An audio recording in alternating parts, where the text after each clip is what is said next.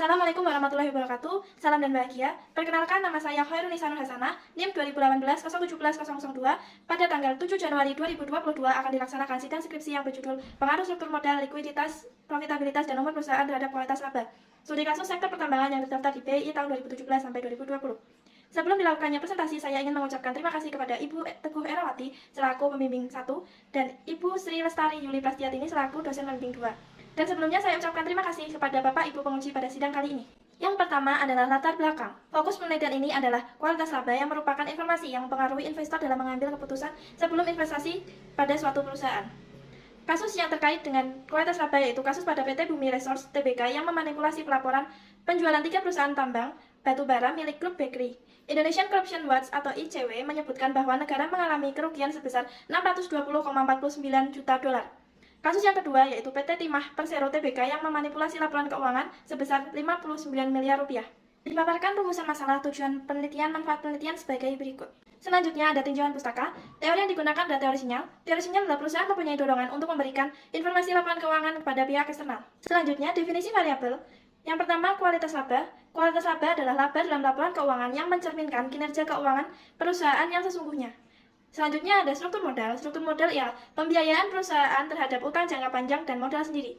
Selanjutnya ada likuiditas. Likuiditas adalah kemampuan perusahaan untuk melunasi utang jangka pendek menggunakan aset lancar yang dimilikinya. Selanjutnya ada profitabilitas, kemampuan perusahaan dalam memperoleh laba. Yang terakhir ada umur perusahaan. Umur perusahaan ialah lamanya perusahaan telah didirikan. Kerangka pikir dalam penelitian ini digambarkan sebagai berikut. Metode penelitian. Penelitian ini menggunakan sampel perusahaan pertambangan yang terdaftar di BI tahun 2017 sampai 2020. Berjumlah 58 sampel yaitu 20 perusahaan selama 4 tahun. Teknik pengambilan sampel yaitu observasi non-partisipan dengan cara pengamatan, pencatatan, dan mengunduh data di IDX. Variabel yang digunakan, variabel X, struktur modal, likuiditas, profitabilitas, dan umur perusahaan. Variabel Y, kualitas laba. Analisis data menggunakan analisis deskriptif. 1. Statistik deskriptif. Selanjutnya, uji asumsi klasik menggunakan uji normalitas, uji multikolinearitas, uji autokorelasi, dan uji heteroskodastisitas. Selanjutnya, pengujian hipotesis menggunakan analisis regresi linear berganda, uji F, uji determinan, dan uji T. Hasil penelitian.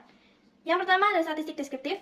Struktur modal memiliki nilai rata-rata sebesar 0,8829 atau 88,29%, nilai maksimal 1,95, nilai minimal 0,20, dan standar deviasi 0,45744.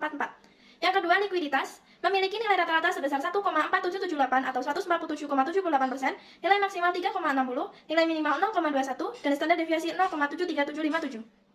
Selanjutnya, profitabilitas memiliki nilai rata-rata sebesar 0,0929 atau 9,29%, nilai maksimal 0,33, nilai minimal 0,00, dan standar deviasi 0,07773. Selanjutnya, umur perusahaan memiliki rata-rata sebesar 27,7759 atau 2777,59%, nilai maksimal 52, nilai minimal 5, standar deviasi 14,25463. Yang terakhir, kualitas laba memiliki nilai rata-rata sebesar 1,2707 atau 120,07%.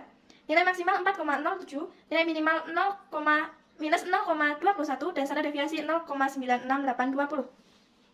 Selanjutnya ada uji normalitas. Diperoleh nilai signifikan 0,914 lebih besar dari 0,05 sehingga dapat disimpulkan bahwa data yang digunakan untuk penelitian berdistribusi normal. Selanjutnya, uji multikolinearitas. Nilai toleransi masing-masing variabel bebas lebih besar dari 0,10, VIF kurang dari 10, dan dapat disimpulkan bahwa penelitian ini tidak terjadi gejala multikolinearitas. Selanjutnya, uji heteroskodastisitas. Pengaruh variabel bebas seperti struktur modal, likuiditas, profitabilitas, dan umur perusahaan terhadap variabel terikat atau absolut residual lebih dari 0,05 sehingga dapat disimpulkan pada penelitian ini tidak terjadi gejala heteroskodastisitas. Selanjutnya, uji autokorelasi. Nilai Durbin Watson sebesar 1,667 lebih kecil dari DU sama dengan 1,6640 dan lebih besar dari 4 min DU 1,0529. Maka dapat disimpulkan pada penelitian ini tidak terjadi gejala autokorelasi. Selanjutnya ada uji T. Struktur modal tidak berpengaruh signifikan terhadap kualitas laba dikarenakan nilai signifikansi 0,085 lebih besar dari 0,05. Yang kedua, likuiditas berpengaruh signifikan terhadap kualitas laba dikarenakan nilai signifikan 0,031 lebih kecil dari 0,05. Yang ketiga, ada profitabilitas tidak berpengaruh signifikan terhadap kualitas laba dikarenakan nilai signifikansi 0,000 kurang dari 0,05. Yang keempat, umur perusahaan tidak berpengaruh signifikan terhadap kualitas laba dikarenakan nilai signifikansi 0,292 lebih besar dari 0,05. Uji F. Variabel bebas memiliki nilai signifikan 0,02 dan dapat disimpulkan bahwa model penelitian ini sudah tepat. Bahasan dan kesimpulan. Hipotesis 1, struktur modal berpengaruh negatif terhadap kualitas laba. Hasilnya, struktur modal berpengaruh negatif dengan kualitas laba karena B sama dengan 0,235 dan signifikan sama dengan 0,085, yang artinya H1 ditolak. Hipotesis kedua, likuiditas berpengaruh positif terhadap kualitas laba. Hasilnya, likuiditas berpengaruh positif terhadap kualitas laba dikarenakan B sama dengan 0,309 dan nilai signifikan 0,031, kesimpulannya H2 diterima.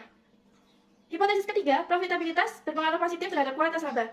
Hasil, profitabilitas berpengaruh negatif terhadap kualitas laba dikarenakan B sama dengan 0,55 dan nilai signifikan 0,000. Kesimpulannya H3 ditolak. Yang terakhir, hipotesis keempat, umur perusahaan berpengaruh positif terhadap kualitas laba. Hasilnya, umur perusahaan berpengaruh negatif terhadap kualitas laba dikarenakan B sama dengan 0,136 dan nilai signifikansi 0,292. Kesimpulannya H4 ditolak. Demikian presentasi dari saya. Terima kasih, salam dan bahagia.